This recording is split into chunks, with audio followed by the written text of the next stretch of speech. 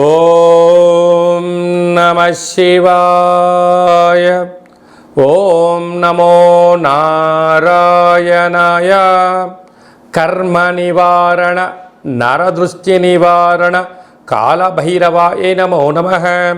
ఓం దిగంబరాయ విద్మహే అశ్వవాహనాయ ధీమహి తన్నో శ్రీ ఉన్మత్త కాళభైరవ శ్రీ వారాహి శక్తి దేవ్యై నమోస్తుతే.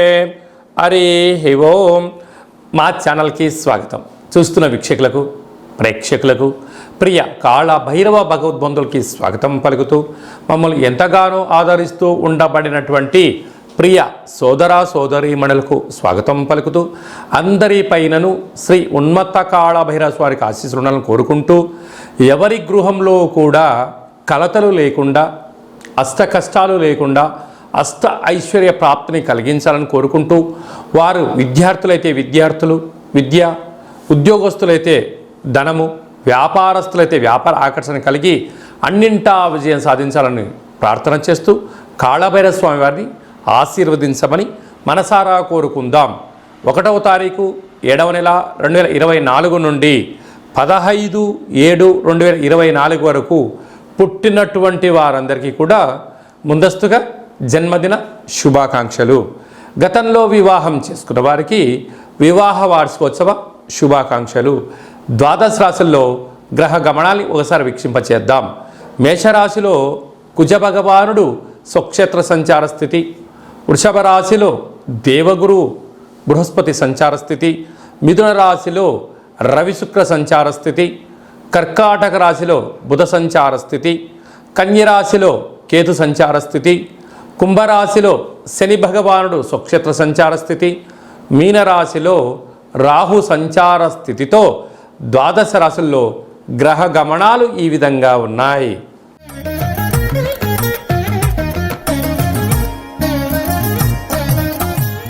సింహరాశి వారు జ్యేష్ఠమాస అమావాస్య తిథి సందర్భంగా శుక్రవారం ఆరుద్ర నక్షత్ర సందర్భంగా అమావాస్య వచ్చినప్పుడు ఎలాంటి విధులను పాటించాలో ఈ వీడియోలో సవివరంగా సంపూర్ణంగా తెలుసుకుందాం.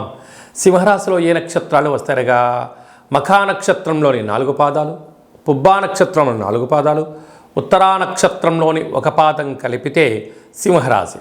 చాలామందికి డేటా బర్తులు సక్రమంగా లేనటువంటి కారణం వలన పేరు యొక్క మొదటి అక్షరాన్ని అనుసరిస్తూ ఆ రాశిని తెలుసుకునే ప్రయత్నం చేద్దాం. మా, మీ, ము, మే, మో, టా, టీ, టు, టే అక్షరాల వారందరూ కూడా సింహరాశి జాతకులే. సింహరాశి యొక్క అధిపతి రవి భగవానుడు. వీరికి ధనావాకు కుటుంబ స్థానంలో కేతు సంచారం చేయడం వలన వీరు చేస్తున్న ప్రతి విషయంలో ఏం జరగబోతుందో మీరు ముందే అంచనా వేయగలరు. కనుక ఎత్తటి వ్యక్తులు ధర్మంగా మాట్లాడుతున్నారా, అధర్మంగా మాట్లాడుతున్నారా, వారి సొంత లాభం కోసం మాట్లాడుతున్నారా, సమాజ శ్రేయస్సు గురించి మాట్లాడుతున్నారో అంచనా వేయడంలో సింహరాశి జాతకులు ముందు వరుసలో ఉంటారని చెప్పి గమనించాలి. కనుక ఇలాంటి కాల సమయంలో ఎవరిని అనొద్దు, అనిపించుకోవద్దు.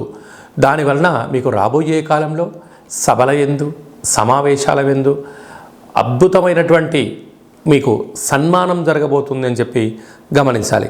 సప్తమ స్థానంలో శని భగవానుడు స్వక్షేత్రకారకుడు అవ్వడం వలన ప్రేమికుల మధ్య, భార్యాభర్తల మధ్య, నూతన వృత్తి ఉద్యోగ వ్యాపారస్తులతో కొత్త కొత్త పరిచయాలు కలిగినప్పుడు వీలైనంత వరకు మీ లిమిట్స్లో మీరు ఉండే ప్రయత్నం చేయండి. బార్డర్ని క్రాస్ చేయొద్దు. మితిమీరిన వేగం పనికిరాదు అని చెప్పి గమనించాలి.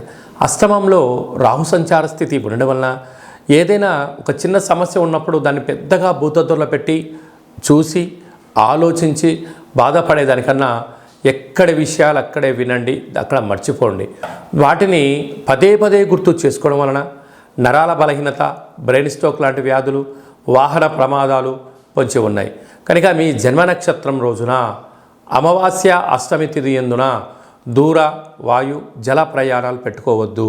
అలాగనే భాగ్యస్థానంలో కుజ భగవానుడు సంచారం చేయడం వలన భార్యాభర్తల మధ్య సయోధ్య చాలా అవసరం.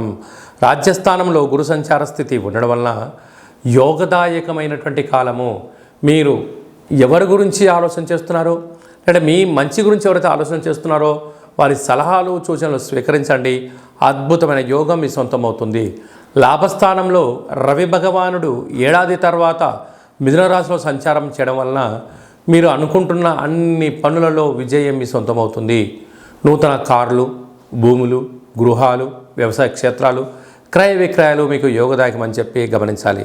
కనుక ఈ అమావాస్య తిథి ఎందున వీలైతే తెల్ల జిల్లెడి వృక్షం దగ్గర ఒక దీపం పెట్టి రావడం, శివాలయంలో రుద్రాభిషేకం చేసుకోవడం, కాళభైరవ స్వామి వారి దగ్గర కూష్మాండ దీపం పెట్టుకోవడం, ఒక సౌభాగ్య ముడుపు కట్టుకోవడం, కుక్కలకు ఆహారాన్ని ప్రసాదంగా ఏర్పాటు చేయడం, కాకి పక్షులకు, కాకులకు కానీ, పౌరాలకు కానీ, పిచ్చుకలకు కానీ ధాన్యాన్ని ఏర్పాటు చేయడం వలన రుణ సమస్యలు, రోగ సమస్యలు తొలగిపోతాయని చెప్పి గమనించాలి.